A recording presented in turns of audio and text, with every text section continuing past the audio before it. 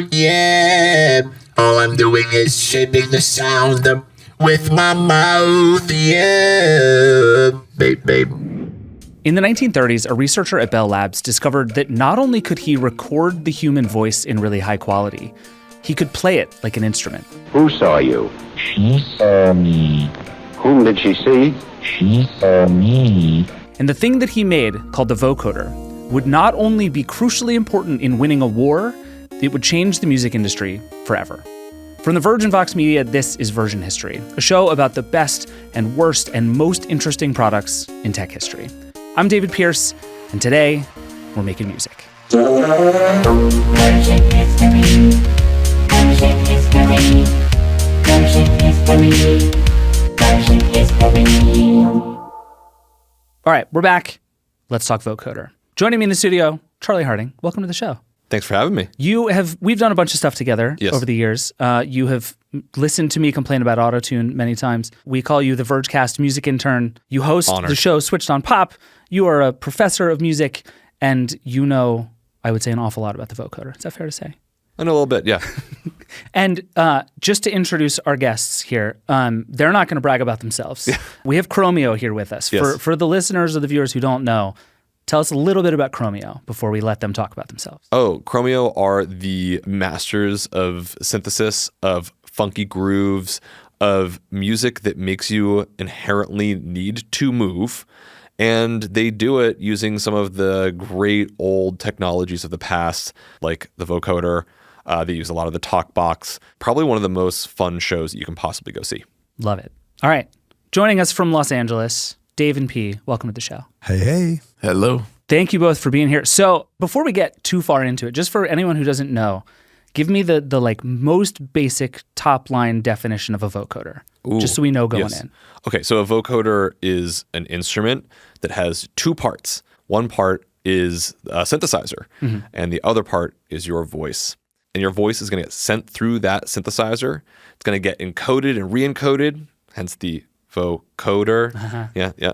And voice encoder. And it's going to sort of simplify the sound of your voice down to its fundamental sounds, the vowel sounds, the consonants, but none of the pitches. All of the pitches are going to come from the synthesizer that you're playing it through. And it's going to be somewhat unintelligible. It's going to be somewhat eerie, but it's going to be very enticing, and it's going to make you feel like you belong in a 1970s sci-fi.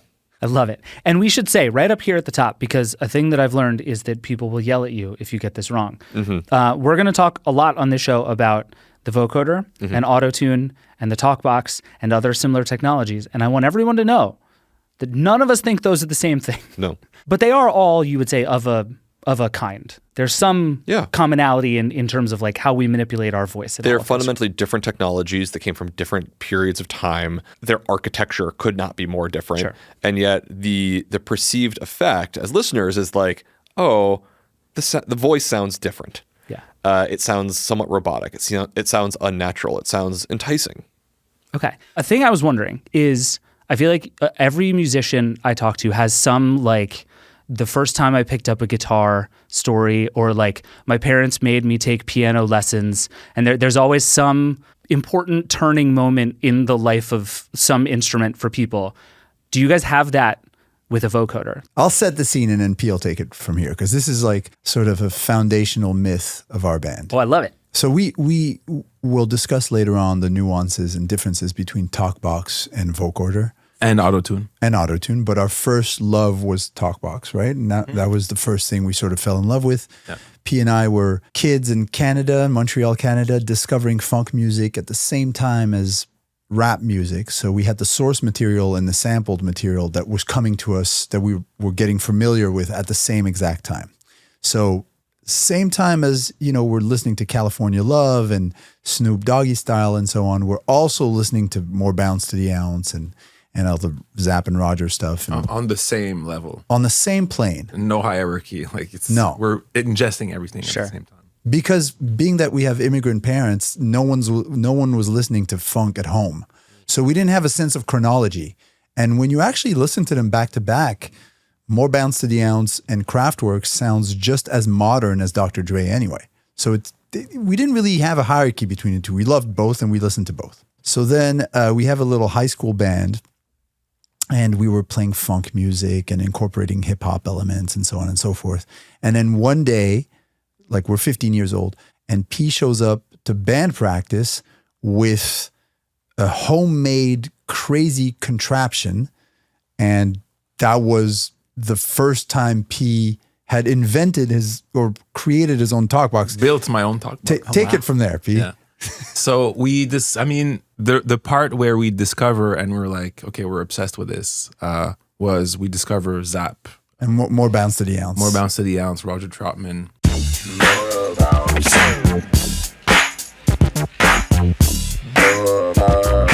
Just like everybody else, we're like, what is this voice? Is this a vocoder? Is this a talk box? Autotune wasn't around back then, but we're as confused as everybody. So I start doing my research as a 15-year-old nerd. I figure it out slowly but surely. I'm like, there's a tube, so it's not a mic. It's not like this. It's not like that thing. Long story short, I figure out that it's called a talk box. Trying to find a talk box in 1995 in Montreal was the hardest thing ever. It was way before the revival and like companies actually started remanufacturing talk boxes. By then, it was a dead instrument. But, parentheses, Montreal 90s still felt like New York in the 80s. So hair metal was alive and well. And we could still go to the local music store and nobody, like the local guitar store, nobody knew what Zap or cared for Zap, Daft Punk, and Tupac, California Love. But they knew loved Frampton. Peter Frampton and Bon Jovi. Sure. Bon Jovi. Okay. So P had an in. Yeah. He was So I was like, "All what right." is this thing? Oh yeah, that's a talk box. I'm like, where can I find one? And everybody laughs. They're like, well, that thing doesn't exist anymore. It was nowhere to be found. So, and I had a friend in high school who was a bit of a electronics geek. And There's always one. Yeah, there's always one. He was like music/electronics geek. He gifted me a project book with guitar pedals, how to build your own guitar pedals. And every page was a different effect. So you could build your own phaser, like filter, whatever, delay. One of the pages was a talk box. So I had schematics for a talk box. And I decided to build my talk box because I couldn't find it anywhere. So it started, I literally built like a little wooden thing, a little wooden box with a speaker, with an amp. And I walked around with a contraption that looked like, it was sad because he came to band practice and like, I was the one that had to break it to him. Like, it doesn't sound good, bro. I can kind of see what you're trying to do, but it's not sounding right. But this is like, we were, children, like teenagers. And that's how he started it. And really, even though I think like, it's fair to say, P, that it kind of, then I think off of that first slight defeat, you went back to the lab and in the privacy. I was developing my prototype. Yes. So I feel like if I've learned one thing about the vocoder and all associated technologies, it turns out that sounding good is not actually all that important. No, it's really tough. Well, it's actually hard. Even the vocoder, by the way, it's not. Some vocoders really don't sound good. And in P, am I right to say? I mean, this is from my recollection of childhood and like teenage years and so on. I guess teenage years. Again, without resources, we used to listen to songs. So Around the World by Daft Punk came out around the same time, California Love and so on. And P and I used to be like, ooh, that's vocoder. That's talkbox. That, first of all, we're French, so we still thought it was vocoder. Yeah. Probably until, we were 23. A lot of people did. Don't feel bad. Yeah, I've learned that a lot of cool. people did Good for to a know. long time. And so we were like, this is talkbox. No, this is more vocoder. No, Dave, this is vocoder. Oh, really? That's not like Roger? No, Dave, it's vocoder. Kraftwerk is vocoder. It's not talkbox. Okay, cool. And then, of course, when, Autotune came out and with Cher being the first song, then we were even more confused. And P was the one who was like, no, this is called Autotune. So we were sort of, trying to figure out what these things were. And because our DNA was a little bit more funk, we always had a bit of a penchant for the talkbox. But ever since the first Chromeo album, there's vocoder all over the place. So we've always used the two. And even though P's on stage playing talkbox, there's vocoder on just as many songs from our band. And autotune. And autotune, yeah. Musicians work so hard and are willing to build pedals from schematics in order to change their voice.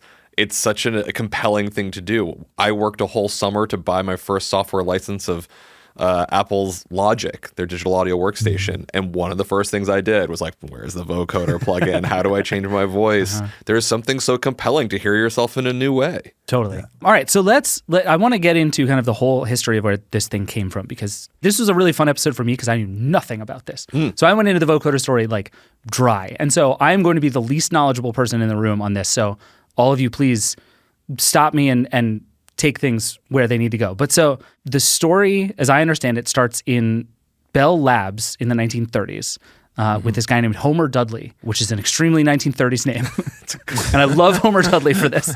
So Homer Dudley was at Bell Labs, which is part of AT&T, so he's thinking about telephones and phone calls.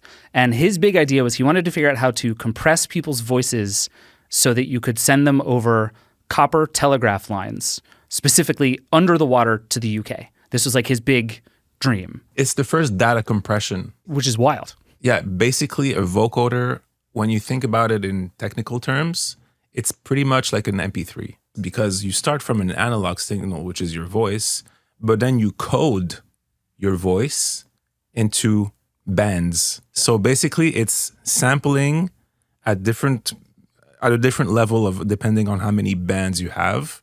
It's sampling your voice and it's saying, okay, this band has this much amplitude, meaning volume or gain, and it deconstructs your voice into a very simple, compressed manner. Wow. That way, it's like data. Right. It's data compression. And then you send the code of which band has what amplitude, and then you send that over because it's easier to transmit, and then you reproduce that sound on the other end. What do you mean you reproduce that sound on the other end? So that's what the role that the synth does. Oh, I see. So your voice goes into a coder. Oh. It codes all the bands depending on how many bands you have. And then your synth takes that in and he's like, oh, frequency da-da-da has that much gain. I'm going to apply that to the sound that's being played. P, can I tell you, I did like 30 hours of research to come up with a much less coherent explanation than you just did right there. But no, I think that's exactly right. And I think one of the pieces of this, and Charlie, I wonder if I'm going to make you do science class for me for just a quick second, Okay. because I just have this suspicion you can do this. A thing that I learned doing this is that going way back, one of the big challenges with the telephone lines back in the AT&T days was that the human voice is so rich and so complicated that it's actually very hard to make into a sort of transmittable thing. And it's because there is just a huge amount happening when we talk. It's a very complex signal, It's the most complex, I think. Right? Sorry.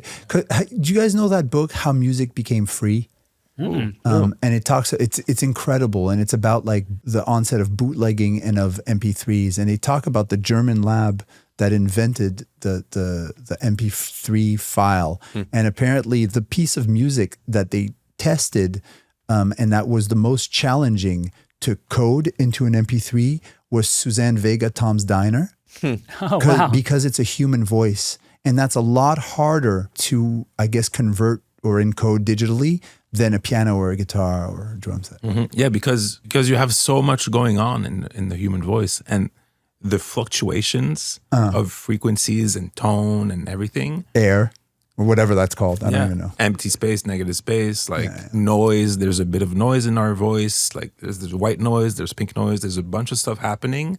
And it's so complex. And then you have to figure out how to dissect that into a 12 band or like 6 band. What's a band? When you say, oh, I see. A band is like...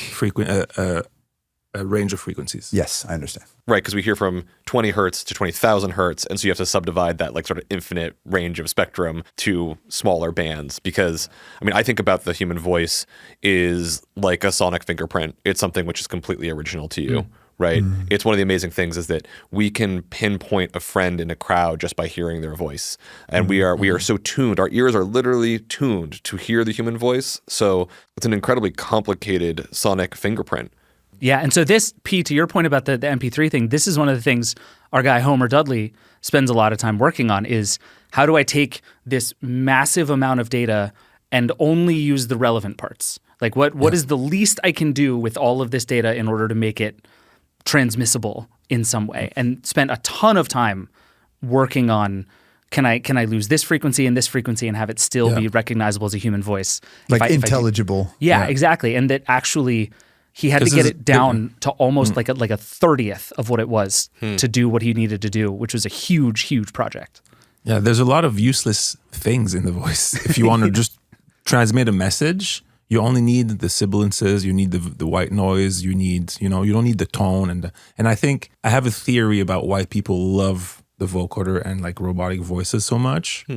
It's because you're removing so much of it and it becomes like very endearing and childlike, and you know what I mean? So it's like more pure, like a purified version. Yeah, you remove all the emotions, but you keep like a certain very basic communication. And I think there's something about that is like, it's like when you hear a vocoder, I hear like a child talking. Poetry. I love that. But to what you're saying though, there's always something compelling about low fidelity, right? Like a black and white photo's got less information than a color photo, a blurry photo, a Polaroid. It's kind of like every time you remove information, but you can still read it and guess what's happening, it produces a kind of pleasure. I think that's part of it. Totally. So I found a diagram of the way that Homer Dudley imagined this thing. Can I show it to you guys? I think you'll enjoy it. So this, if you can see on the screen, is the first idea of what this might look like. The brain is dope. That's my favorite part. His diagrams always start with the brain as like a key part of the equation, which I appreciate. And it was like a philosophical thing for him, as like these start as human things. But you can see it's going through, and it is designed to take out all the parts, like you said, P, that are not useful to carrying a message. Because remember, at this point, this is not a creative medium. This is a how do I transmit words very long distances and have them still be intelligible.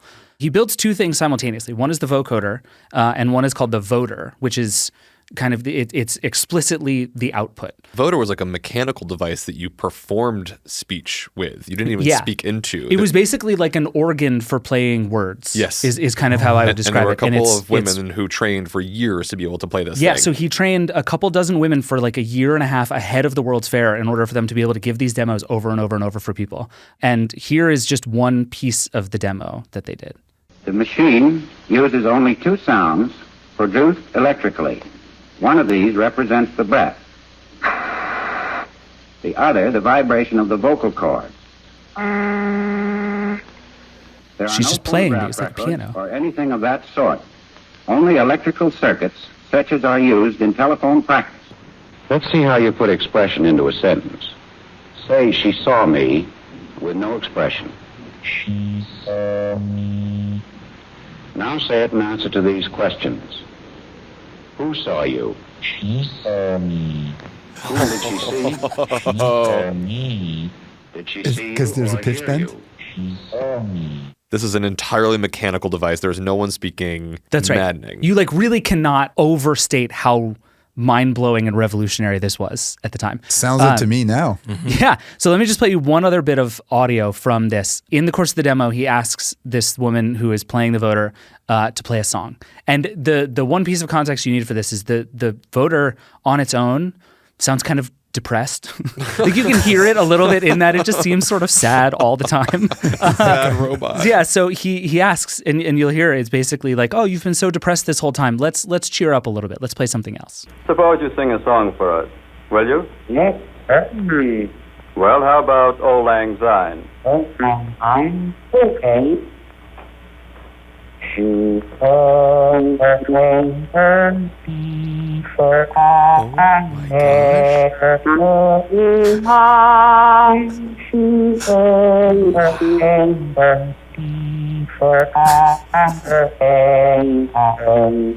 This is crazy because there's a lever somewhere where they're controlling pitch, which is kind of like it's like making the theremin speak or something. It's 100%. It is unbelievable. The fact that it sounded like this ends up being kind of a feature, not a bug, for the rest of the life of the vocoder in a way that I think is really fun. But anyway, so he keeps building this thing out, and largely doesn't figure out how to do the main thing he was trying to do, which is send voice over telegraph wires. But what he does figure out is at the beginning of World War II, the war is escalating, and Winston Churchill and FDR are trying to communicate with each other across the Atlantic Ocean. And they have this sense, they're using radio frequencies to talk to each other, and they have this sense that this is insecure. They're using like a scrambler technology from the 20s that worked technically, but they're both like, this probably isn't working. And in fact, they were right. The Germans were listening. The Germans were listening and decrypting everything, and they knew exactly what was going on. So the U.S. government goes out looking for a secure voice technology. Basically, the idea was to create what they called secret telephony, which is just an awesome phrase Secret that I telephony. like. Secret telephony is like the title of a book that should exist. But anyway, so they end up finding this group at Bell Labs working on this stuff. And at this point, Bell Labs, for a variety of reasons that are not necessary for this episode, is essentially like an arm of the U.S. government. AT&T is a total monopoly, and it is like very in league with the U.S. government in lots of ways. So of course they go to Bell Labs. 1942, Bell gets this contract, and they start building out this system called SIGSALY. This team ends up building this like astonishing amount of new technology. And P, like you were talking about, they invent a huge amount of digital encoding and digital transmission and digital encryption. Like there are so much early computer thinking. Because once you figure that out, you can apply it to many things. Once you figure out that you can encode incoming signal, reduce the bands, and then reproduce it anywhere else after sending the signal, you can apply this to multiple things. Yeah. So just, I don't want to dwell on this particular piece of it. I just want to explain one part of the technology that just made me laugh, and I want you guys to know it too. So the biggest challenge for this was figuring out not how to sort of send encrypted stuff through the air. They were able to they knew how to do that, right? They can use radio transmissions to get across the ocean. The question is, how do we encrypt it? And the way to do that is you need encryption keys, right? You need a way to encrypt it on the sender's end and a way to decrypt it on the receiver's end. These two sides are across the ocean from one another, and we don't have computers. So what they do is all of the encryption keys were encoded onto vinyl records. And there were 3 copies made of every vinyl record. One was with the administration in the U.S., one was with Churchill's people, and then they would destroy the third one after they made the other 2. So this thing gets delivered across the ocean to do 12 minutes of encrypted conversation for each key, and then the thing gets destroyed. And they have these turntables on each side of the ocean that are impeccably, perfectly synchronized in order to encrypt and decrypt as they're going so that these two people can have an intelligible back and forth conversation. Making all of this work requires like giant rooms full of equipment. It requires an entire group of military members to make this work. There's like a bunch of enlisted people who just do this for a living. I mean, it's insane. And they had these things set up at these precisely scheduled intervals so that they could spin up all the machinery. It would work for 8 hours at a time. And then they needed the other 16 hours of the day to maintain the system to get it up and running for the next one. It was this impossibly complicated thing. I have a picture here of one of the rooms that they had, just to give you a sense of like the sheer scale of this. Wow. So this is just to give you a sense. This is like early computer stuff where computers used to be the size of rooms, and now they're the size of, iPhones. A watch. Yeah, no, the size of watches. But so this is it was a vast amount of equipment, all so that these two leaders could talk to each other without anyone finding it. What you're explaining is that the U.S. military also invented turntablism, and that the F and FDR stands for Flash, Grandmaster Flash DR. Oh, wow. And there are spinning records. The thing that upsets me the most about all of this is that, do we have a recording of Churchill and FDR going through a vocoder? Does that not exist? I was not able to find it, but there is a lot of evidence that they could barely understand each other. The technology was not good. It like barely worked, but it worked. And there's actually there's a moment where the Germans discover this huge amount of traffic coming that they think is possibly important, classified communications, but that they're never able to decrypt. So the thing works. Because it's all vocoded. It's all vocoded. The big anecdote here, and the title of Dave Tompkins' book, How to Wreck a Nice Beach. Yeah. As you said, it didn't work and you could barely understand each other. that title means everything because they were trying to transmit the message how to recognize speech, and then it ended up on the other end as how to wreck a nice beach. They were like, Normandy's a beach. Yeah, we're going to wreck a really nice beach in Normandy. It's about to go down. Yeah, maybe if this tech had been good, the war would have been really different. Yeah. That's a good summation of like, there's words in there, but are they always the words that you think? Yeah. Who's to say? And then the war ends and this no longer is interesting. Yeah. So this whole huge project is spun up for basically 2 years. The war ends and everybody kind of loses interest. Other technology is starting to get better. They're working on more powerful telephony across borders and across the ocean. And so the vocoder starts to recede until our guy Homer Dudley, our boy. What's up, Homer? What's up, Homer? Meets with this guy named Werner Meyer Epler, which is an extremely name. scientist name. We're just doing it here. He's a German scientist and he's a director of phonetics, and he is obsessed with synthesized speech as a thing. And he has worked on a bunch of ways, worked on a lot of ideas about how to create synthetic language of all kinds. And he immediately sees the potential for the vocoder in all kinds of different directions, including in music. And this is where I think our story really like takes a right turn and sort of kicks off in a whole different direction. But before it takes over the music industry, let's take a break really fast. And then we're going to play vocoder at each other for a while. I'm excited about it. We'll be right back. All right, we're back. So at this point in the vocoder story, it starts to become a music thing. And as I understand it, at the very beginning, we were still in the era of like synthesizers being rooms. The vocoder was a gigantic piece of technology. This stuff was not available to everyone, and yet people started to find it. Even in the 50s and 60s, there seemed to be these sort of first stories of people poking around on the vocoder. Do you guys know sort of the early musical history? I actually had real trouble finding like who was the first person to really get their hands on a vocoder and do stuff with it. It just seems to have kind of percolated for a while. I mean, I know, and I bet P can speak to it a ton, that early synthesizer history is just full of incredible tinkerers like P, who are just like, there are so many synthesizers that are not sort of in the pantheon of synthesizers. If you go and look through old vintage things that people were toiling with, I mean, really, once we enter the era, certainly of the integrated circuit, things get a lot smaller. And it really has to do with the development of like fundamental pieces of digital analog technology to be able to bring these things into the home, or certainly into a studio. Trying to go back and find the first person who actually used it is a bit tough, because once you think you have somebody, then there's somebody else sort of resurfaces. And it was just tinkerers all the way down. Yeah, we thought Peter Frampton was the first talk box, and then there's a guy in the 40s playing Alvino Ray music, and then Pete Drake shows up, and then there's another guy using like sort of like bagpipe looking mechanism who also plays something that looks like the talk box. So I think the place in the history that is sort of noted as quite important is in the development of the Moog modular system. Moog, one of the most famous synthesizer companies, I am wearing their t-shirt right now. The Moog modular is that giant wall of synthesizers. It's still pretty big, but it could fit in a room. So Bob Moog, one of his early collaborators is the synthesist Wendy Carlos. They meet at AES, the Conference of Audio Acoustical Engineer Society, and she has a lot of interest in synthesizers. He's building synthesizers. They start to collaborate, and one of the things that he builds for her is a vocoder. She is making one of the first home studios in Manhattan. She's recording she's beginning to record an experiment for what becomes this very famous album, Switched on Bach, where she plays the synthesizer through the world of Johann Sebastian Bach, best-selling classical album of all time. Really? Yeah. Also the inspiration for Switched on Pop, my podcast. And one of the things that in their collaboration that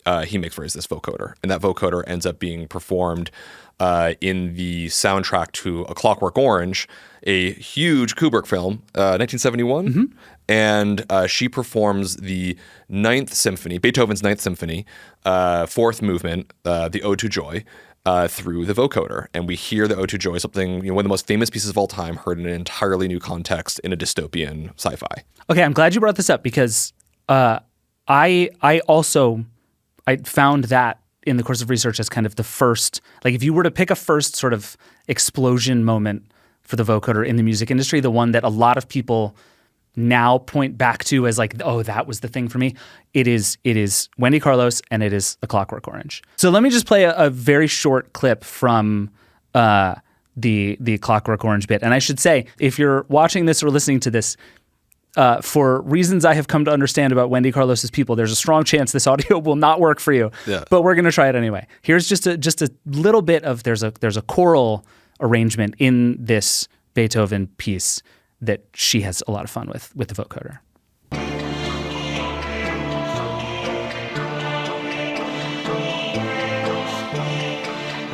Just one tiny sliver of the thing, but it is like, that's Beethoven, dude. Like, it's wild. But so this becomes the thing. And I think I found that in the course of research as kind of the first, like if you were to pick a first sort of explosion moment for the vocoder in the music industry, the one that a lot of people now point back to as like, oh, that was the thing for me. It is Wendy Carlos and it is A Clockwork Orange. Can you just explain, Charlie, who Wendy Carlos is just a little bit more? Because I do think she turns out to be a fascinating character through this and also like one of just the best people at the vocoder that we've ever had. Well, she's one of the most important people in music history because of her early association with developing what ends up becoming the consumer synthesizer, working alongside Bob Moog. She became famous for showing that the synthesizer is a legitimate instrument. There was a lot of anxiety about the synthesizer and its development. The French government tried to ban the synthesizer at one point for fear that it would replace working musicians. The synthesizer has some of the same fears that we have about robotics and the replacement of people. And so the synthesizer, as it was first coming out, was not thought of as a beautiful instrument like the cello or the violin. And so she was able to show that it was expressive and was as beautiful as the same instruments that could perform Bach. She is important in the legacy of popular music as well because she's one of the first trans performers to come out. She does these huge soundtracks like Clockwork Orange. She had contributed to The Shining a bit. Mm-hmm. She did a Tron soundtrack that people really love. Exactly. Yeah. So she did the first Tron soundtrack. And she is a bit of a curmudgeon and also has decided to sort of exit society and pull all of her music from the world. And you can buy it directly from her website that looks like it was made on GeoCities in 1993. Yes. I don't know if that is anachronistic. Around that, the 90s GeoCities 1993 thing might be kind to what that website looks like.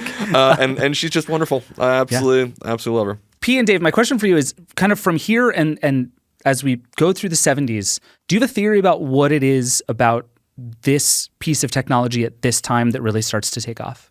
I mean, from what you said, it's because it's tied into the explosion of the synthesizer, right? Mm-hmm. It feeds into the imaginary of robotics, right? So I'm sure there's a through line where the narrative of synthesizer progress, of the advent and the progress of synthesizer technology, and also the science fiction imaginary through line cross. And it's like, well, now we can make a robot voice. Mm-hmm. We have the technology for it. Let's use it in music. And it's interesting, and it's funny because at first it's like soundtracks or this sort of canonical interpretation. Let's redo Bach through this human voice. And perhaps after it becomes more autonomous and more sui generis, where you're just like, man, forget Bach. I can write my own song with this. Totally. I think that the explosion of the technology, the explosion of synthesizer technology, there's something inherent about like new instruments to experiment with for musicians, especially. That's like, that's very attractive.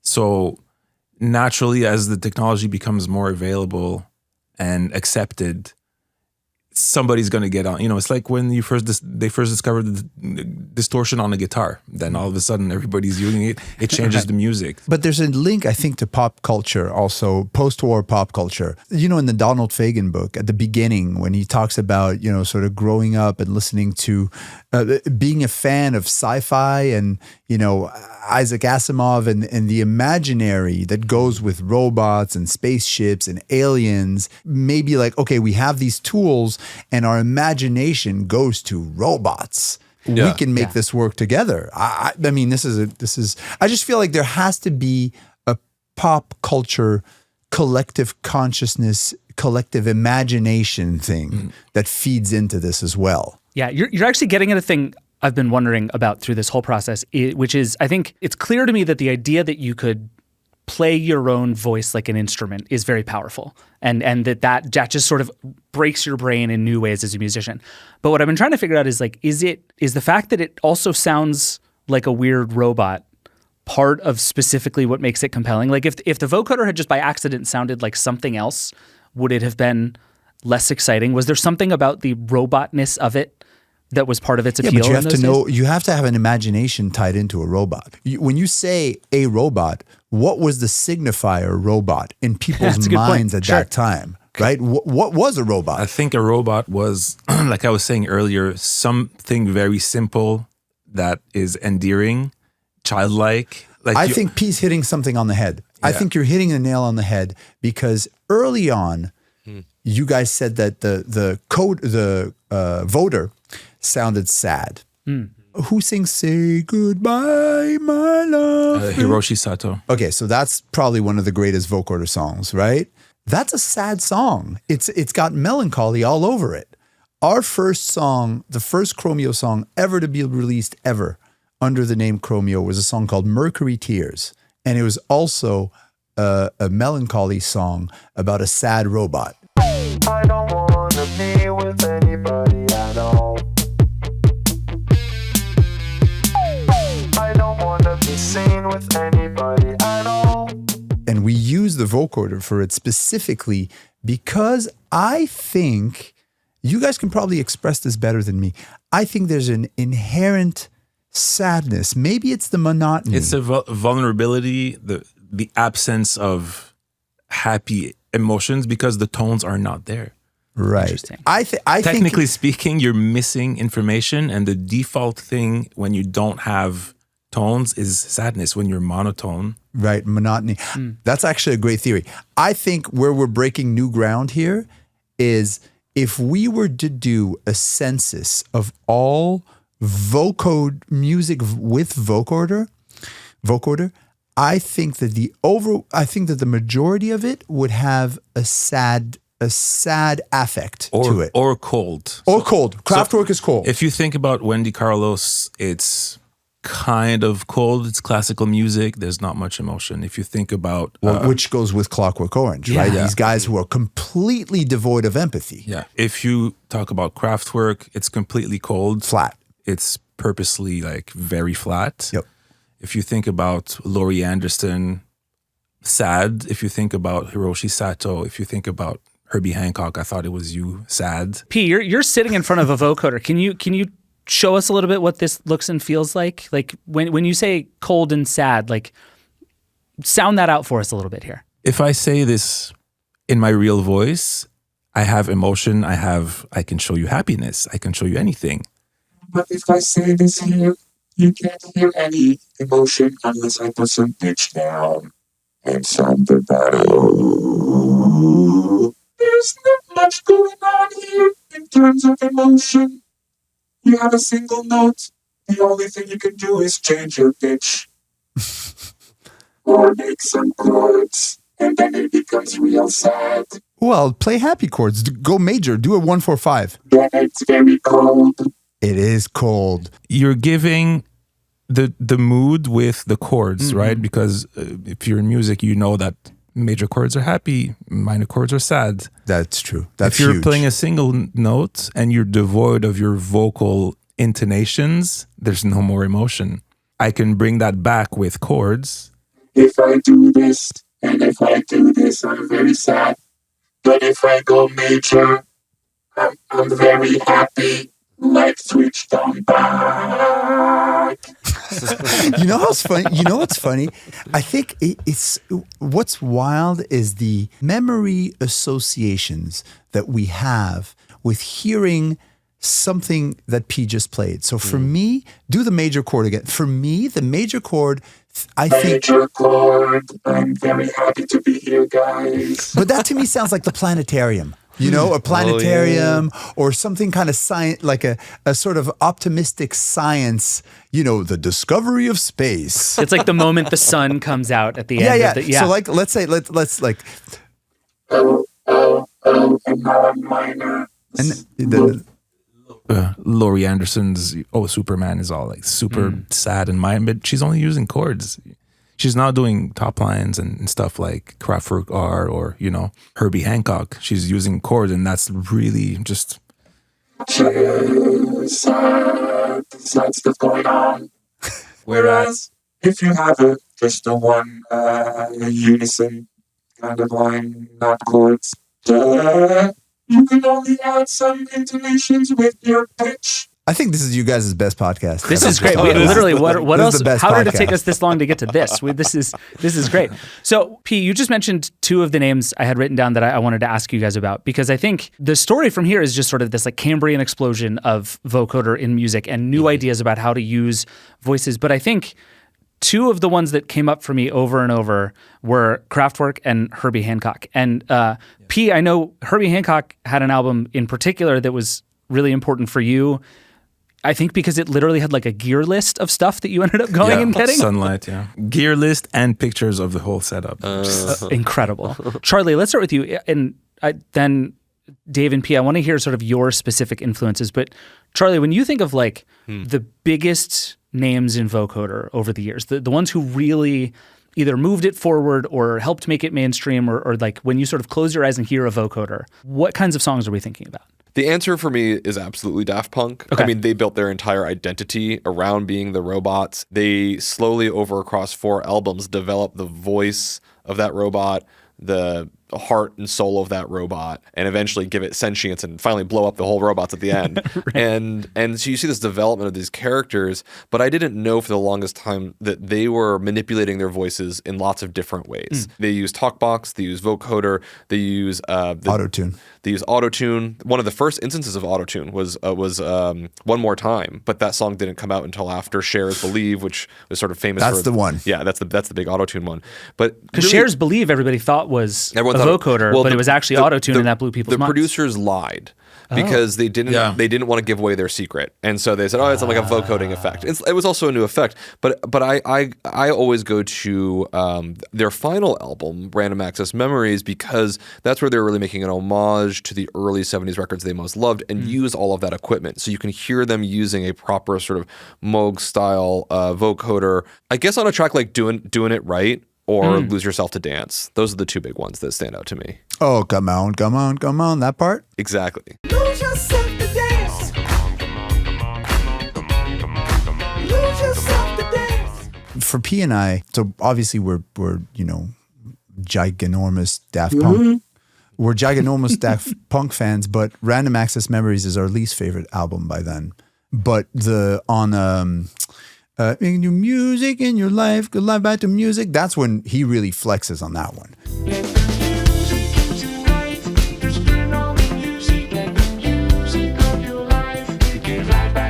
Because that's a tough one to do, because he's playing with he's playing with this thing. The pitch bend. It's a really good performance on that one. That's one of the technical ones that sort of we couldn't do it. The Doing It Right, and also come on. Lose Yourself to Dance, yeah. Yeah, those are easier. Yeah, sure. Those are easier. Yeah. But that one he's really... I love the sad robots. Those are always the best. So like Game of Love, Within, all of those. Yeah, Game of Love is a sad robot. This is the game of love.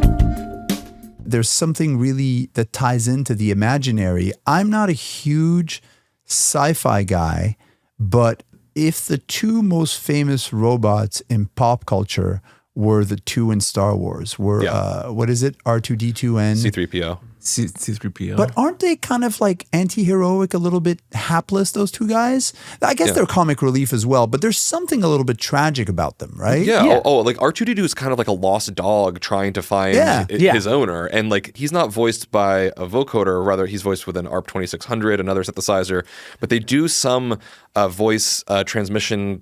I can't remember. Maybe P knows it better than I do, but there is a way that they were able to encode some sort of like voice signal into it as well. And it sounds like he's talking. And that movie comes out in 1977, and Kraftwerk's The Robots comes out in 1978. So I think in a lot of ways, I think Star Wars is very much sort of setting in the popular imagination. I think there's something also like the fear of technology and robots, and then all of a sudden you hear a soft fragile voice on a song, and then you're like, oh, I'm not so scared after all. That's such a great point. Also, we forgot to mention one album that I think is really important in the vocoder canon, and it's Neil Young.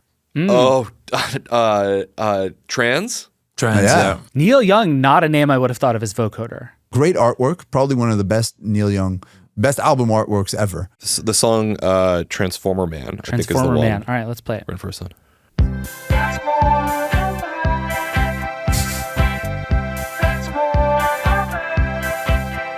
It is so sad. That's really great. I could listen to that. I have to, yeah. That's a really good one. I think we should do a companion playlist. Charlie, I think you that's a should great do a idea. companion Oh, yeah. playlist to this episode. Absolutely. And have everything that we've mentioned, like the Laurie Anderson stuff, the Clockwork Orange stuff, Daft Punk, The Chromeo first Kraftwerk, song. Yep. Neil Young. We should have like Chromeo. a nice, like a Chromeo, our first Mercury Tears. And we also we like different kinds of vocoders. So this is this is our sort of most retro sounding one, but we love vocoder plugins. We love other synths that have vocoder. Yeah, I remember the big lie when Cher came out. Oh yeah. Was that it was a Digitech talker. Oh yeah, you told me this. Yeah, Of course. yeah. Of course. And That's what they told the people, and that threw us into a loophole. Oh yeah, and we wasted 1 year. yeah, We wasted a whole year trying I was to do like, that. I know that's not it. Like Well, you somebody's bought one. lying. I bought one, and I tried it, and I'm like, I know how to use this. This is not it. And they kept lying about it for this whole time. And then when I was in there like trying to chop vocals up and be like, maybe they're only inserting that part where it's You said- vocoded. You know? Point is, there's many different vocoders, many different ways to achieve robotic speech. Yeah. Can you guys actually school us briefly on like technically what that looks like? It's definitely true that there's tons of them out there now. I went looking to see if there's one sort of like the vocoder, and as far as I can tell, there just isn't, and there never really has been. But this isn't because they're also different. The VC10 is, I think, what they used on Intergalactic. Okay. Or it sounds like a VC10. It's super low fi. There's like one band, and then you can go super detailed with plugins. And even this one's pretty detailed. So this is, can we tell, this is a Roland VP330. Yeah. And why so- this one? Why is this one special? Because that's the one that Herbie Hancock used on Thought It Was You. I'm looking up now. It was only made from 1979 to 1980, which I think speaks to sort of the niche quality of the vocoder. Is that like there's the P's out there in the world. Like there are people who just so badly want this instrument, but there's not. You probably can't sustain a business off of being the vocoder business. David, you were asking about the mechanics of it. So this one doesn't come with its own mic. You have to BYOM. Which is Do people what I say did that? here. Is that a thing? No. And then you have to plug in the mic. And so P's speaking, right? So what's cool about our setup now is that the other mic is kind of picking up on his, because you really have to speak and play at the same time. Yeah. Right. Well, this mic's picking my real voice. And this one is just a vocoder. So My voice is being coded into this, and all you're hearing is the out of the synthesizer. But you're speaking, I'm contrary speaking. to the talk box where you're just enunciating. Yeah, I'm speaking. Yeah. And actually, as we're talking about emotional charge, I would argue that the talk box is much happier. Yeah. Interesting. Oh, I can't. It's much happier, and Because you're able with a talk box to add more inflections, more humanity. Yep. Okay. More pitch bends, more right. Because it's not electronic at all. The talk box is very human. It's very analog. Yeah. Can you draw a line from one to the other? Like the way you just described it, make them sound like sort of fundamentally different things, but sort of pointed in the same direction. If that makes sense. They're mechanically different. Right. They're mechanically opposite. Yeah. But that sort of, I would think, and again, I was wondering this about auto-tune too, if you can sort of think of the vocoder as one of the beginnings of a lot of things that then splinter off in a lot of different directions. But this idea of I can manipulate my voice in these ways and I have this kind of control. Like, can you categorize these things near each other, do you think, even if they're not the same thing, which again, we all know that they're not? I mean, technically speaking, no. Okay. But the end result, yes. The end result, yes. Because at the end of the day, you're manipulating something that's on a pitch. So what autotune does, it's your actual voice that's being corrected with a pitch corrector. And when you push the pitch corrector to react in 0 delay time, it'll make the step effect that you hear that will sound like a talk box when you purposely add a note before the note you're playing to hear a step and to help you in pronunciation. If I can explain the auto-tune thing more in layperson's terms, Please. basically it's correcting your pitch, right? But if you exaggerate the pitch correction, The reaction time. right, Yeah. it's going to get rid of the slide in your voice. So instead of making you do, it'll just go, ba-da. And that's why you get those little, because it's not gliding anymore once you exaggerate the The whole thing with autotune is that they make pitch correction sound natural because they wait a little bit of time before they correct your wrong note. Mm-hmm. And but if you make them not wait, if you make them not wait, it'll correct it right away and it'll sound like yeah, instead of sounding Right. yeah, instead of doing yeah. at a granular microscopic level. So that's autotune. Talkbox, correct me if I'm wrong. Talkbox, you add these notes to help your intelligibility, your And the pronunciation. genesis of the Talkbox, Peter Frampton made it popular on the guitar, and then we can say Stevie who made it popular. Stevie made it popular with on the synth. on the synth, and Peter Frampton on the guitar. And then on the guitar, there's a long, rich history Yeah. of Talkbox on the guitar. Yeah. What's his name from the Eagles? Joe Walsh, is that his name? Mm-hmm. From the Eagles, he's a big Talkbox guy. He's got one of his biggest songs as a Talkbox guy, Talkbox guitar. I'm sorry, and then Bon Jovi, of course. Yeah, because you can use it as just an effect. Yeah, you know, can make your guitar go. It's like a bow. filter. Yeah, it's a filter. And then on the keyboards, you feeding a synth through the Talkbox. It starts with Stevie, and then Roger Troutman really made it huge. And then Daft Punk used it as well. Yeah. You have a talk box in the room. You need Yeah. to get us the talk box. We need to show how this works. I think we're going to take a break. We're going to finish this, and then we're going to do the version history questions. We'll be right back. All right, we're back. Pete, can you just describe for the listeners this thing that you just put in front of yourself? So this is a talk box. As opposed to the vocoder, it's an analog instrument. So it takes physically the sound of the synthesizer, goes into this pedal, Which is an amplifier. which is an amplifier, but mostly it's a speaker. So it's literally pushing sound. It's a crude instrument. You're just pushing sound out of out of a speaker that you then send into your mouth. Through this giant... Is Tube. it cruel that my immediate thought was that it kind of looks like a CPAP machine? But yeah, and then it goes through this giant tube that goes in the side of your mouth. Oh, yeah. I'm sitting here with David and Charlie. And what? So wow. this wow. is really So the physically sending the sound of the synthesizer through into a tube, this. and then Pete takes the tube in his mouth, and Which- and all you're doing is enunciating. You're shaping this Whoa. with your mouth. Oh, wow. You're removing your vocal cord function and the ability to push any sound out, and this becomes your vocal cord. So all you have to do is use your mouth to. Oh, yeah. All I'm doing is shaping the sound with my mouth. Yeah. Babe. Ooh. Yeah. Let's say stuff. See how much more. Say that. Say what you're expressive- about to say, but with the Talkbox. You see how much more expressive I can be.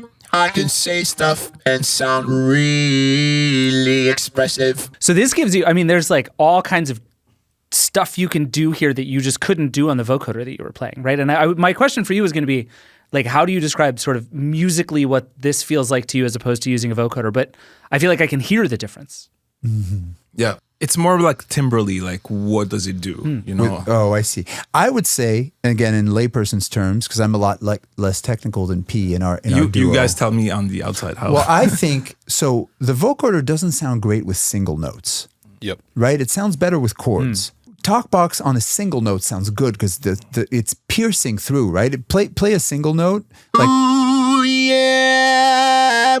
And it's very clear, right? You can make it very clear. Obviously, you have to be really good and used to all this like input of sound in your mouth. The learning curve for the talkbox is immense. But then, because if you don't pronounce correctly, you're just gonna sound like.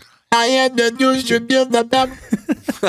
the same thing pronounced well. You have to learn how to speak. Oh wow. It's another way of speaking. But then when you do chords on the talkbox, it sounds a little bit like a vocoder. Yeah, you can do this too if you add some notes and polyphony. It sounds pretty good, in my opinion. Yeah. So Pete, when we play live, Pete plays this, but like we said on the albums, we use the whole range. Mm-hmm. There's so much like physicality to both of these things that you've done, right? Like it's not nothing to me that you didn't show up with a laptop and play a bunch of stuff off of your computer. Does it feel different? I mean, obviously the talkbox requires a giant CPAP tube, but does it feel different doing this stuff with this kind of dedicated hardware as opposed to just like playing it in software now? So much music is just software now. Yeah, it's much better. It's like if you're playing a live guitar or a plugin. Versus a plugin. I prefer playing this. And you can express a lot of emotion because think about Roger, I Want to Be Your Man. Like he's really able to, we should put that on the playlist, by the way. I Want to Be Your Man by Roger is like a romantic, flirtatious ballad where he's sort of professing his love and he's able to do it with the talkbox and it's quite convincing. Sealed with a kiss and the wedding ring. It's all about, like I said earlier, like you add the humanity back with the talkbox. So it's all about the player. It's not about the notes you're using or even the technology. Because with the talkbox, you modulate. You're in more control. Yeah, you have way more control of the parameters. Like the way you open your mouth or you decide to stay closed. So you can convey more emotions with it. They should have used this in the military. You can really be like, guys, we're in trouble, or armistice coming soon. It's going to be okay. Yeah, there's a lot more emotional. Put that on the range. radio waves. So all of our problems are solved. Exactly. Where was this? Yeah. So you guys were talking before earlier when we were at break about how you think about the interplay of all this stuff in your music, right? And I think this is where we are now, right? Is auto-tune is everywhere. Everywhere. Talkbox is not everywhere, but still around. You guys brought it back. I'm giving you guys full credit. Congratulations, you did it. Vocoder's still around, still doing stuff. And you guys, even in your music, you use all of these things, not interchangeably, but like deliberately. How do you think about that mix at this point? Music production is a bunch of choices all the time. Songwriting choices and sonic choices. And depending on the song that we're working on, we decide together which kind of vocal processing or vocal effect we're going to use, what's going to fit the best on the song. To use songs that everybody knows, the vocal effect that you put on your on the song really can have a massive end result. Can change the end result. So I guess we're talking about Daft Punk. Yeah, even if you can't tell the difference for the layman if it's auto-tune, a vocoder, or a talkbox, even if you can't tell the difference, you will feel it, and that's our job to make you feel a certain elicit thing, a feeling, depending on what we're using. Yeah. If we want to do something where we need to get a bit more emotion out of the vocal robot, out of the robot effect, we'll use a talkbox. If we want something that's purposely cold, we're going to go for the vocoder. If we want something that's a little more modern and that also kind of references other music that people are familiar with, whether it's T-Pain, Cher, whatever, then we'll do auto-tune. But I was just going to say, it really changes the emotional charge of the end result because Charlie's such a Daft Punk fan. If you try to imagine One More Time without the auto-tune, it would be almost sound like gospel, like especially the part where he goes, "Ooh, you don't stop." It'd be a little too emotional and it'd be a little cheesy, I think. And the auto-tune brings it into this modern. Yeah, simple things like in that song when he goes, "Yeah," how many times have we heard "yeah" on songs? But how many times have you heard "yeah"? It just sounds cooler. Yeah. Less cliche. So everyone just uses different it's like, different guitar pedals or different guitar sounds or just different instruments based on the song's needs and what you want to convey. One of my favorite things to do is watch Chromeo recreate their songs, on a short form video, long form video, wherever. And you get to see like master painters at work where most of us aren't. Our ears are amazing. We are so tuned to hear timbre and texture and subtlety, but to know how to deconstruct it and recreate it for people it's such a gift. They are master painters of sound. And when they're in their studio, you guys have dozens and dozens of keyboards, and each one provides subtly different textures that you layer to create unique emotions. And I think that similarly, these various vocal technologies that change how you feel, they're going to create a subtly different feeling of that whatever core emotion you're trying to get in the song. Go back very briefly to film. In film, nobody wants to make the sound of a Cylon robot from Battlestar Galactica that used a vocoder. Right. Whenever you make a robot, the sound effects team work really hard on finding a new way to create a roboticized voice. So every single tool that we use is going to create a fundamentally different emotion or relationship to that song. It's really interesting. And it actually leads me to, so Dave and Pete, we have to let you guys go here because you have, other important things to do. But I do want to know, just before we let you guys go, how you think about the vocoder in particular at this moment in the music industry. Have we reached the point where it is kind of so everywhere that we don't even think about it in the same terms that we used to, where it was novel and new and interesting and exciting? It's just another tool in the tool belt, or does it occupy a different space musically right now? In electronic music, it's alive and well. Yeah. In sort of the most virtuosic producers of electronic music. When I say virtuosic, I mean like people who are very advanced technically. To me, the goat of that stuff would be Skrillex. He uses some plug-in variation of vocoders on a lot of his music, and it always has like a really radical effect, a really expressive effect. But I think to come back to the original impressions that P was using to describe it, there's a naivete, there's a purity, there's sometimes a melancholy, a vulnerability, inherent human emotions that emanate from that style of vocal processing. Totally. All right. Well, Dave and Pete, we have to let you guys go, but thank you so much for doing this. This has been a pleasure. Thank you so much for being here. Thanks, guys. Thank you. Pete, will you play yourself out? Thank you guys for having us. We will see you soon. Yes. All right, Charlie, you're still here. Mm-hmm. We have the 8 version history questions to do, where we try to put every product we talk about into its correct context. Right. And the first question is the version history time matrix. And the time matrix is a concept that many have argued doesn't make any sense, but I don't care and we do it anyway.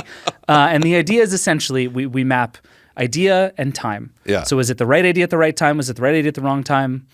Wrong idea, wrong idea. Well, it depends where we begin. I think it's the right idea at the wrong time to begin with, which is that it doesn't have a purpose. Like the voter was ridiculous. Yes. And yet it was really just ahead of its time because it was foundational in developing the capacity for wartime coordination in the Great War, or in World War II, rather. I think it also, as Dave was telling us, it is the initial compression algorithm. Right. And so much thinking was happening from a lot of smart people to make this stuff happen. So much of contemporary music is based off of technologies that were built for military use, whether that's compression, encoding, even recording to tape, originally used by the military. Germans figured that out first. I didn't know that. Oh, yeah. Great story in David Byrne's book about that. So originally, wrong technology, way ahead of its time, but found a lot of compelling use. And now it's, I think as we saw from Dave and P, it's like all these different various vocal processing technologies, they timbrally maybe sound similar-ish. They have really different technologies underlying them, something as crude as the talk box or as complex as the vocoder. We don't need these tools anymore. Now we just get to use them for expression. Yeah. So they've outlived themselves as well. That's a good way of looking at it. I think right idea, wrong time is the right way of thinking about it. And to me, it's very telling that this was kind of just a thing a guy was doing in a research lab. Yeah. That he was just sort of on a lark about maybe I can solve this problem and wound up solving a completely radically different problem.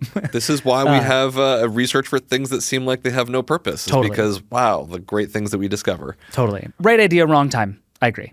Question number 2. Yeah. Was this peak anything?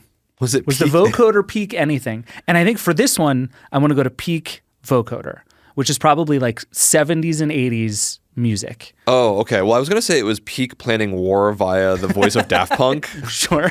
Yeah. Peak Winston Churchill sounding like a robot, for sure. Yeah, I feel like the 1970s was a moment where everyone felt like they had to try this thing out. It ended up, I think, in some ways being a bit of a fad, but or a fad that everyone had to try on, and then it sort of dispersed into the larger world of music. So was it peak anything? Yeah, it was peak 1970s. Let me try to talk like a robot. I think there's a real chance it was peak robot voice. For Peak sure. robot voice. The vocoder is That's it. definitely peak robot voice. Because when you say talk like a robot, you're like, I am a robot. I don't have any emotion in my voice because I'm not changing the pitch. Yeah. Okay, one more. Is it peak cool looking music gadget? I was struck looking at all of these pictures by like every one of these is just like, what if a piano had a million wires coming off of it and just looked like steampunk awesome? Like, is there a cooler looking music gadget than a vocoder? One of the longest running synthesizers that's still being manufactured is the microkorg. The microkorg is the sound of so much 2000s synth sounds. It was I've seen basically this thing, it sure. was the synthesizer that you didn't have to learn how to play. It's sort of toy sized. It has a bunch of presets. I've seen a lot of like indie pop Yes. bands pull this out for a song and put it on a Yeah, table. it's the guitar player who doesn't play keyboards has one of these, and it's on a Yes. table. And coming off of it is a little gooseneck microphone. And I think that gooseneck microphone is doing a lot for the microkorg. We have one in front of us as well. This is the Arturia Mini Freak, and I think that it's like, what is that thing doing? Are you a air traffic controller? Like, why do you have a gooseneck microphone? So I think visually, it's giving a lot. Yeah, I tend to agree. All right. Question number 3. If you could travel back in time, knowing everything we know now, and develop this thing yourself, could you make it more successful? And my real question here is if you could go back to our man Homer Dudley Yeah. and say, hey, bud, you've got this all wrong. This is for music. Like, what are you doing, bud? Don't worry about the telephones. They'll figure themselves out. You've made an instrument. Do you think you could meaningfully change the direction of this thing in an even better way? I'm not sure that you could. Well, no. The thing that makes this work musically is that it makes us sound less human. Yes. And so I if totally you agree. improve it, all you do is get closer to reality. Right. I mean, if you had gone to Homer Dudley and be like, there's an algorithm you could develop that will become auto-tune on Cher's Believe, maybe he could get some great Right. credits on a song. Sure. Yeah. But I don't think we could have improved this technology. In fact, I kind of worry if we had gone back and be like, so all of your life's work is going to turn into a bunch of A bunch of German DJs. yeah, like maybe the war would not have been won because he'd be like, well, this is useless. Fair. So let's don't go back in history. Like Butterfly Effect is real. Yeah. Don't talk to Homer. Just let him make this thing. I do as it like the was. theory that maybe if we go back and tell Homer what's going on, instead of inventing the vocoder, he invents autotune. And we just skip this entirely and we lose this whole interesting era of sounding like robots. Because he didn't want to sound like robots. Just the only thing he knew how to do. Yeah. Question number 4. Will the youth ever make it cool again? And I actually think this is a fun question for you as a student of music history. We are in a moment of deep retro nostalgia for a very particular time in culture in so many ways. Yes, deeply. And obviously the vocoder is not gone. All of its sort of legacy ideas are not gone. But I do think the like front and center, like vocoder based music is not quite as present as it once was. Could it come back? Are we getting robot songs again? Whoa. You know, what's hitting me now is that there has been, I think we're kind of past this, there's been a real big 1970s nostalgia in art, design, music. If you look at the cover of Taylor Swift's Midnights, for example, the album that came out a few years ago, it looks like a scene from a 1970s Architectural Digest tour. Just the sort of the wood paneling and the dark green and this kind of thing. This moment of 70s nostalgia has lacked a let's listen to a bunch of vocoder. We've left things out. This is what happens with nostalgia. Is it's always a false memory of a thing that we never probably experienced as we think we did, and we left the vocoder out. So I think it's probably going to miss that little nostalgia cycle. Is it going to be cool again?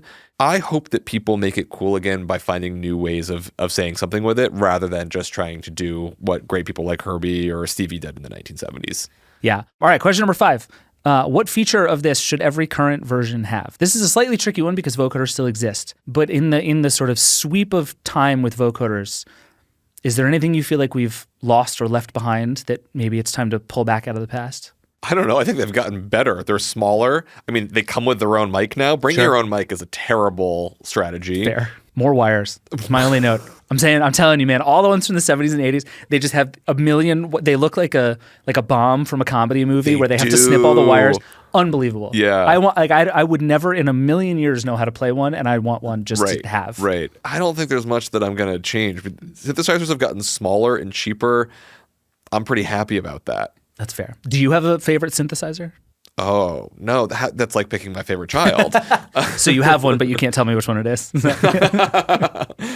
do have a synthesizer that I play the most, Okay. but yeah, no, they're all, there's a reason why so many studios, when you go to them, you just see walls of synthesizers or walls of guitars, is they each create a different kind of texture for a different style of music in the right place and the right time. So no favorite synthesizer. Though I will say that a lot of the early ones got it right. Like the first polysynth, the Prophet, the first consumer monosynth, the Moog Model D. I would love to own 2 of those. Collectively, they cost like $10,000. And they have really nice looking wood paneling. That's that. Bring that up. Yeah. More wood paneling on technology. More wood paneling. We're in. We found it. All right. 3 more questions. These are the Version History Hall of Fame questions. Okay. The product has to pass all 3 of these tests. Okay. And then I get a veto if I want to. But we'll see where we land. Question number 1 is, did this product do something truly new? Yeah, absolutely. Yeah. Again, this question would be so easy to prove in the positive if only we had the recordings of FDR and Churchill talking to each other. Yeah. Yeah. Yeah. For that thing alone, I think the answer is probably yes. Yeah, no question. Yes. Hall of Fame question number 2. Was it either remarkably good or remarkably bad? I think this one's tricky, actually. Oh, well, I think it was remarkably bad as a technology for encoding voices for military coordination, given the book How to Recognize Speech. For music, incredibly good. Oh, it's such a Are you sure? But like, I want to divorce good and influential, right? Like there are lots of things that aren't any good. I think of things that are good in music as things that have strong character. Okay. So oftentimes, like, in addition to liking electronic dance music, I also love bluegrass. And a lot of bluegrass guitar players will try to seek out these like rarefied, incredibly expensive old acoustic guitars that oftentimes don't necessarily even play that well, but they were built in a way and they've aged in a way and they used wood that no longer exists today that just resonates in this gorgeous sort of way. Finding an instrument that has great character, that can speak that own instrument's voice, that is what great musical instruments are. There's a lot of digital synthesizers that make perfect sounds that don't sound good because they lack character. Our voice has character. Every voice has like rasp, grain, something that is imperfect about it. That is why I actually think the vocoder is a great instrument, because of all of its idiosyncrasies and the way that it doesn't capture things accurately. Yeah, it's a good argument, and it is something that came up over and over in research. Is people love this thing because it's weird. Yeah, and it is unpredictable, and it is bad when you don't want it to be, but it's also bad when you want it to be. And it's got patch cables. Come on. I know. All right, we'll give it that. It is actually both remarkably good and remarkably bad, so it passes that one with flying colors. Question number 3, and actually this one I think is trickier than I thought at the beginning of this episode. Did it have a lasting impact? Does the vocoder, like capital M, matter? I think in the we're gonna throw out the we won World War II bit of it all, because we can't give that to the vocoder. Can we not? That's for another day. Okay. But in this case, I think you've talked about it, the real sort of moment that it had. It's still a tool that people use, but you convinced me a long time ago that there is very much a world before autotune and a world after autotune. Right? Like autotune, I think unquestionably passes this test. Oh, absolutely. Does the vocoder pass the same way? I was just hosting the product lead of Antares Autotune in some of my courses yesterday, cool. And I heard from them that they think about what they make with this like huge reverence and responsibility, because it touches like every modern recording, and if it's not in perfect working condition, like the music industry stops. Totally. Whether that's for the autotune effect or for, just gentle tuning, even live performance. Its lasting impact is not that it is still being used today widely, but rather that it changed how we can think about how the voice can be used. And so all of these other technologies sort of span from the vocoder. I was talking to Antares Autotune yesterday. Like, they were showing me they have their own other technologies that are like vocoder-like technologies to help you manipulate the voice and speak new kinds of emotion into music. And so I think that it gave us a new imagination about how we can sound, what we can do with our voice. That is the lasting impact. The actual like box itself, I mean, yeah, it belongs on a shelf. It doesn't need to be out on stage anymore. Sure. So that's interesting. So it had a sort of huge philosophical impact. So that's 3 for 3. You think it belongs in the Hall of Fame? Hell yeah. I would like you to buy some of these old vocoders. You want to get one of those on reverb.com? They're like $10,000. I can hold on to it for you if you'd like. If we put it in the Hall of Fame, I think by rule we then get to expense buying one. Perfect. Just for the photos. Yeah. That feels right. Yeah. All right. We're putting it in the Version History Hall of Fame. You've convinced me. I came in thinking that the lasting impact was debatable. But I think the bigger picture of, like, if you think about autotune and you think about the talkbox and you think about the way we play our voice and understand that's an undeniably huge cultural shift. Hall of Fame. I think you're right. Let's All right, go. Vocoder, welcome to the Hall of Fame. All right, Charlie, thank you so much for doing this. This has been a true delight. It's been so fun. This is the least I've ever known about a Version History episode, and I have had an absolute blast getting to do this with you and the Chromeo guys. Thank you. All right. Thank you, as always, for watching and listening. The best way you can support everything that we're doing, listen to Switched on Pop, listen to Chromeo, and subscribe to The Verge. TheVerge.com/subscribe. It's the thing that lets us do all of this. Thank you for watching and listening. We'll see you next time.